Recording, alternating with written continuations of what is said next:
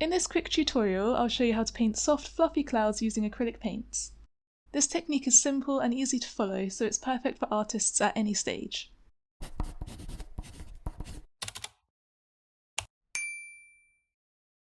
Hi, I'm Rachel. I create colourful paintings and I make tutorials so that you can learn how to paint them too. To begin, we'll start by painting a gradient using pastel shades of paint. I've decided to paint pink sunrise clouds, so my gradient will be blending from blue at the top to pink at the bottom. I recommend that you use a reference photo when painting clouds, as it really helps to refer to the general shape as well as where the highlights and shadows are.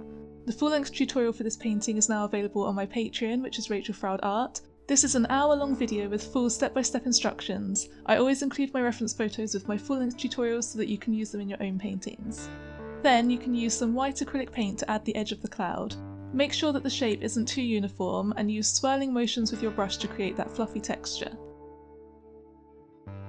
Then you can start to add in some light blue, purple and pink shades of paint. Continue using the swirling motion with your brush to blend the colours together. Keep an eye on your reference photo to see where the shadows are and fill in those areas with a darker shade of blue or purple. Always remember where your light source is coming from, as the colours will be warmer on the side of the sun. In my painting, the sun is on the left, so I'm using more pinks on this side and cooler blues on the right. Then we can start to add another layer of clouds using the same technique. Start with the white paint and create a fluffy edge using the swirling motion. This layering helps to give the clouds form, making them look more three-dimensional and realistic.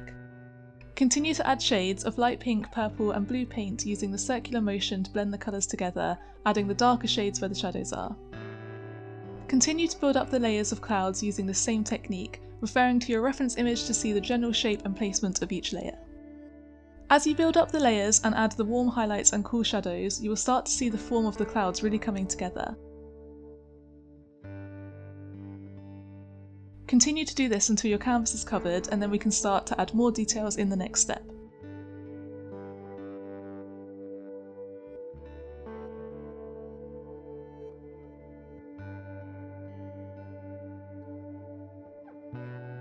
You can also use some of the white paint to add some small wispy clouds to the rest of your sky, which helps to add some realism to the painting. Now we can start to build up the clouds by adding some more contrast. Use the white paint to brighten the edges of the clouds that will be lit up by the sun. You can also add some smaller highlights in the middle of the clouds to add more texture and make them look extra fluffy.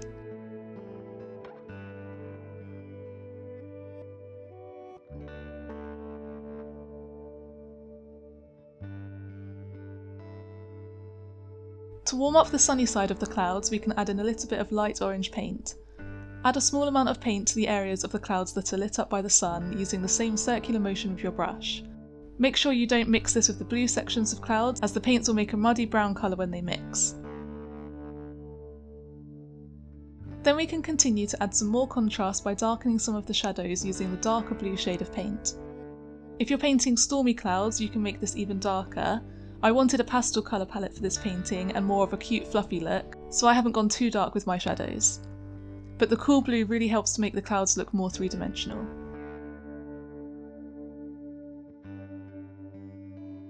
Painting clouds is really relaxing, and it's also a great technique to learn. They make a really pretty painting on their own, and they're also perfect for landscape skies as well as backgrounds for portraits and animal paintings. I decided to paint this in my sketchbook, but this technique will work on canvases and other surfaces too. If you're using a larger canvas, just make sure to use a bigger brush to get the same effect. To finish your clouds, continue to add smaller highlights to the mid-tone sections to add more texture. You can use a smaller brush for these details, just remember to always use the swirling circular motion the whole time. This is what gives the clouds that wispy appearance. Once you're happy with how your clouds look, then your painting is finished. I hope this video was helpful, and I hope that you enjoy painting your own pretty cloud paintings. Don't forget to like and subscribe to see more art tips and tutorials like this.